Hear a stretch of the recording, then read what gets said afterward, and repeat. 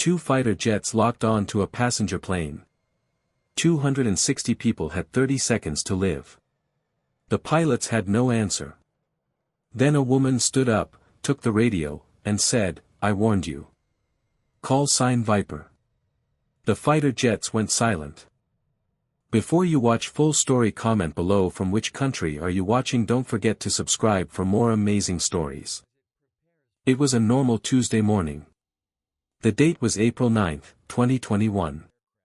Sarah Bennett was sitting in seat 14C, drinking a cup of coffee and looking out the window at the clouds. She was flying from London to New York. She had a laptop open on her tray table, but she was not really working. She was tired. It had been a long week. Sarah looked like any other passenger. She wore a plain blue sweater and jeans. Her hair was tied back in a simple ponytail. Nobody on the plane knew who she really was. For 12 years, Sarah Bennett had flown fighter jets for the Royal Air Force. Her call sign was Viper.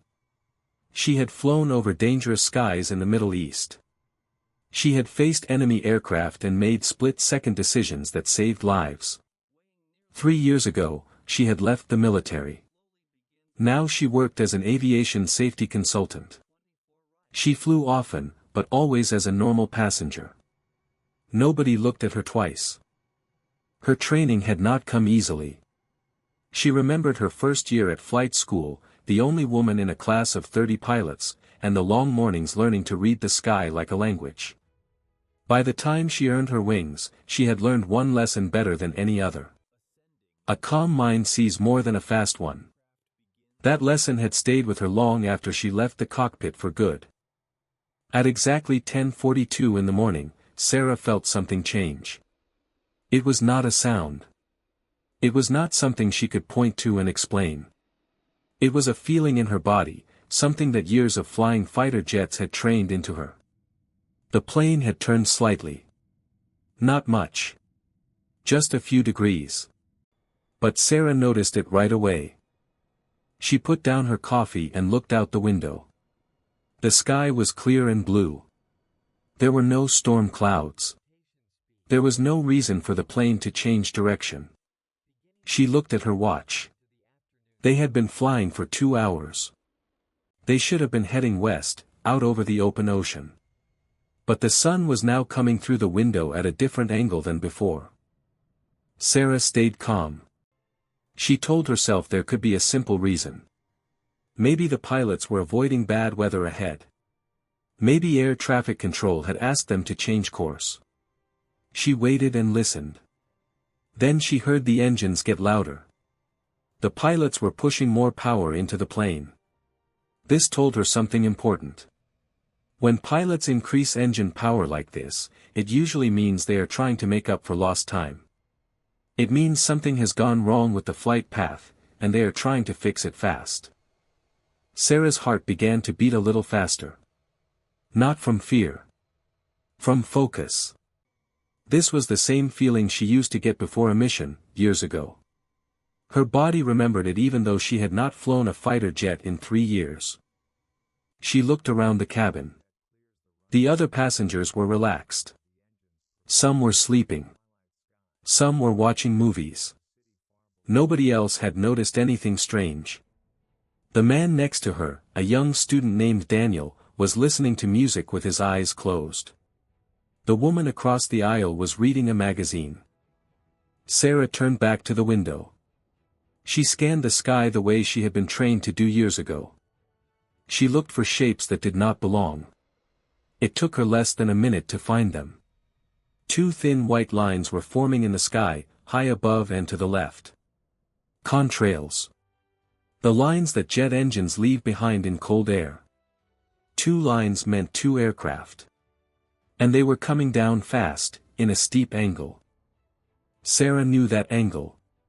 She had used it herself many times when she was the one flying the fighter jet, moving in to intercept another aircraft. These were not passenger planes. These were fighter jets. And they were flying straight toward her plane. She did not panic. She did not scream. She simply stood up from her seat, calmly, and walked toward the front of the cabin. Behind her, passengers began to notice the jets outside the window. Someone gasped. A child pointed and asked her father what those planes were. Within a minute, the whole left side of the cabin was full of nervous voices. People pressed their faces against the windows. The two fighter jets were now flying close beside the plane, matching its speed, staying just off the wing. They were gray and sharp-looking, with weapons visible under their wings. Daniel, the student sitting beside Sarah's empty seat, finally opened his eyes.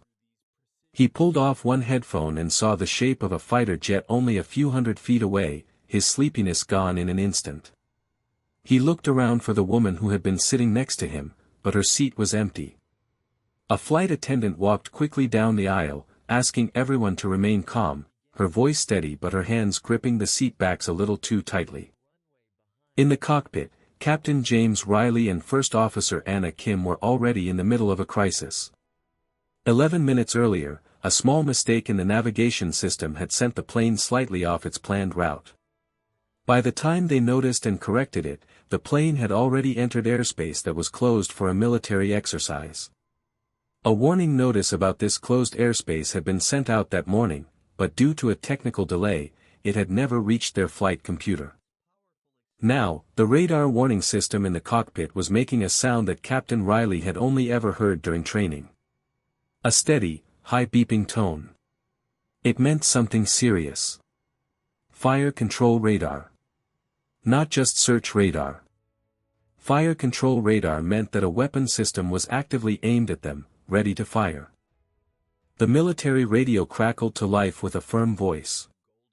Unidentified aircraft, you are inside restricted military airspace declared at 1,400 hours.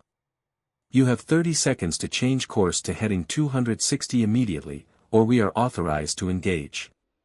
This is your only warning. Captain Riley's hands were shaking. In 22 years of flying, he had never faced anything like this. First Officer Kim quickly checked the flight computer and found a warning notice about the restricted airspace. It had arrived, but too late. They were right in the middle of it. Anna Kim's mind raced through every option.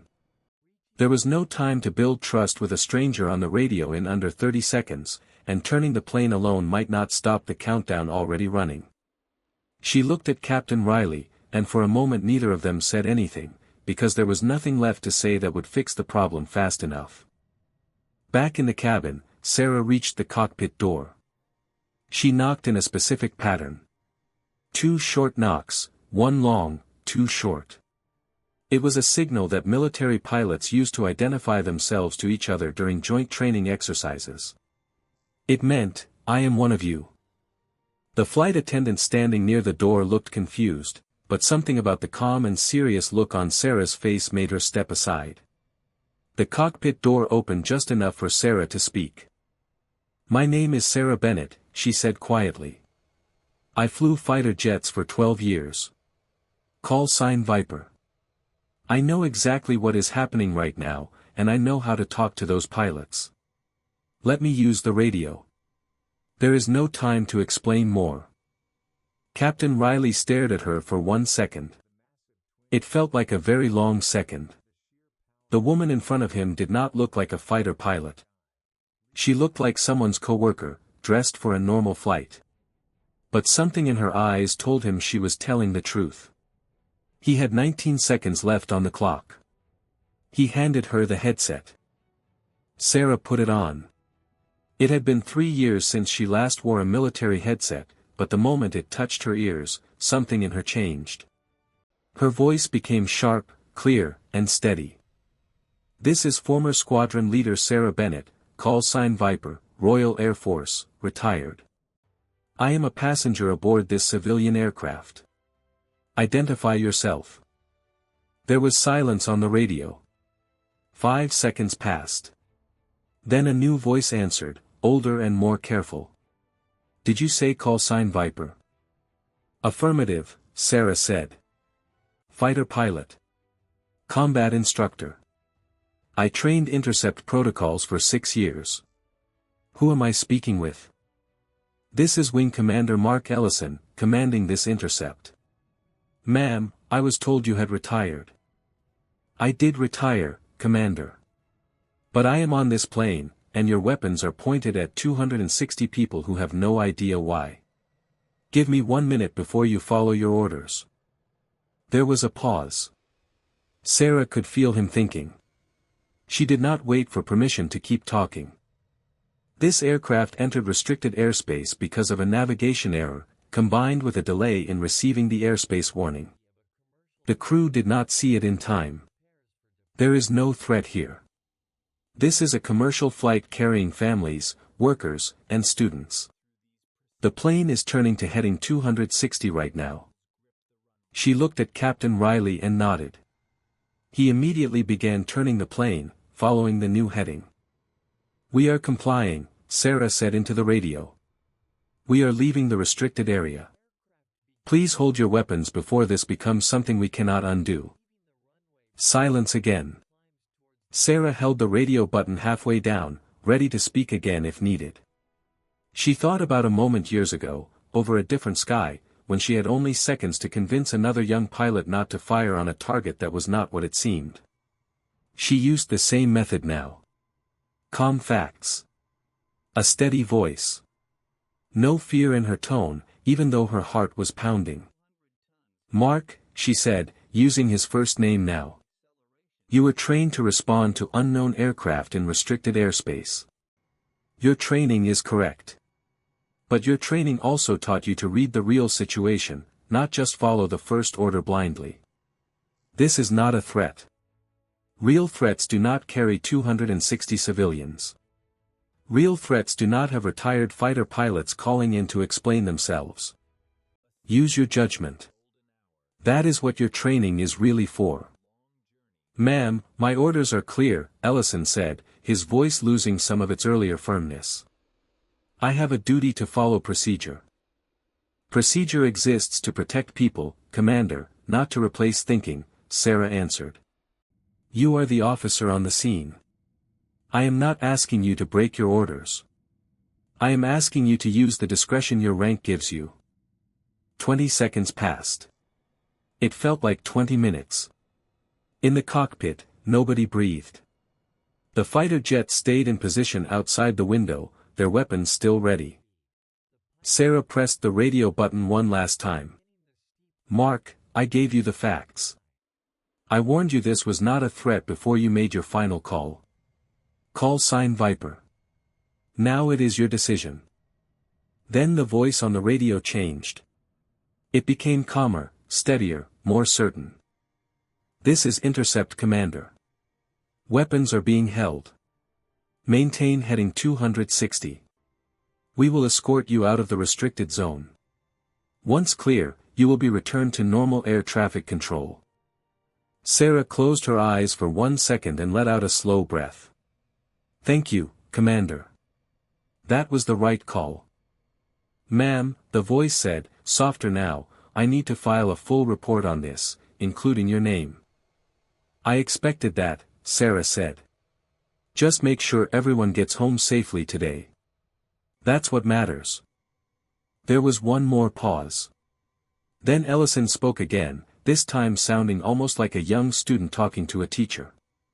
"Squadron Leader Bennett, it's an honor. We study your old training reports at our base. You're kind of a legend, ma'am." Sarah looked out through the cockpit window at the fighter jet flying beside the plane. She thought about how young she had once been, doing exactly this kind of work in the sky over dangerous places. She thought about how young this commander probably was too. "I was just doing my job, Commander," she said. "Same as you're doing right now. Fly safe." "You too, ma'am. Viper out." She handed the headset back to Captain Riley. Her hand was completely steady. He looked at her the way someone looks at another person after living through something they still cannot fully believe. "You just talked them out of shooting us down," he said quietly. "I gave a pilot the information he needed to make the right choice," Sarah said. "That's a different thing." She turned and walked back through the cabin to her seat. Passengers were still watching the jets outside the window, some filming with their phones, some whispering nervously to each other. Nobody knew what had just happened in the cockpit. Nobody knew how close they had come to disaster. Sarah sat back down next to Daniel, who still had his headphones on and had not noticed anything at all. She picked up her coffee. It was cold now. She drank it anyway. The fighter jet stayed beside the plane for 18 minutes, escorting it safely out of the restricted airspace. Then, in one smooth movement, they broke away and climbed into the sky, disappearing within seconds. When the plane landed safely in New York, nobody clapped. Nobody cheered. Most passengers had already forgotten how frightened they were for those few minutes over the ocean. But Captain Riley did not forget. That evening, he wrote a report about what had happened. He described the radar lock, the countdown, and the woman who had walked into his cockpit and changed the outcome of the flight. He named her clearly, Sarah Bennett, callsign Viper. 3 weeks later, a small part of the story reached a news website. Then it spread. Within days, millions of people had read about the retired pilot who talked down a military intercept from inside the very plane that was being targeted. Reporters wanted interviews. Sarah gave only one, to a calm and respected news channel, because she believed people deserved an honest and simple explanation, not a dramatic one. "I was not fearless," she said in that interview. "I was afraid the whole time. I was just trained to keep working while I was afraid. That is the only kind of courage I have ever believed in." Wing Commander Mark Ellison wrote her a letter a few weeks later. He told her that his choice to hold the weapons had been reviewed and approved by his senior officers. He told her that the lessons she had once written into military training years ago were the exact lessons he used that day, without even realizing it until he read her name. Sarah wrote back only a few lines. She told him that he already had good judgment inside him. She told him that she had simply given him the right words at the right moment. She told him that knowing when not to act is the hardest skill any pilot can learn, and that he clearly had it. Sarah never accepted any reward for what happened that day. She returned to her quiet work as a safety consultant. She still flew often. She still sat in ordinary seats, drank ordinary coffee, and read books during long flights. Most people who sat beside her never learned who she really was. Daniel, the student who had slept through most of the flight, learned the truth 2 weeks later from a news article. He barely remembered the quiet woman beside him. He wrote a short message to the airline, asking them to pass along his thanks, though he never learned if it reached her. Anna Kim thought about the flight often afterward. She requested extra training on emergency airspace protocols, wanting to be ready if she was ever the only person able to act quickly. Captain Riley retired 2 years later, but before he did, he gave a short talk to newer pilots about the flight. He told them about the radar lock and the shaking in his own hands, because he believed young pilots should know that fear did not mean weakness. He always ended the same way. "Somebody, somewhere on your plane, might know more than you expect. Listen carefully when they speak." Wing Commander Mark Ellison was later given a new assignment training young intercept pilots. He told them the story without using Sarah's name, calling it a case study in judgment under pressure, and always closed with the same line, "Following orders and using good judgment are not opposites." 6 months after the flight, an aviation safety organization asked Sarah to lead a new program on communication between military and civilian aircraft during emergencies, the exact gap that had almost caused a disaster that morning. She accepted, not for attention, but because she understood the problem better than almost anyone alive. In her new office, she kept a photograph of a fighter jet in the sky, next to a short note she had written to herself that night: "Stay calm. Stay clear. That is the whole job." But somewhere above the clouds, in the space between fear and calm judgment, Sarah Bennett was still exactly who she had always been. A pilot. A protector. Someone who could face a countdown to disaster and choose, every single time, to stay steady until it passed. She was still Viper. And Viper was still watching the sky.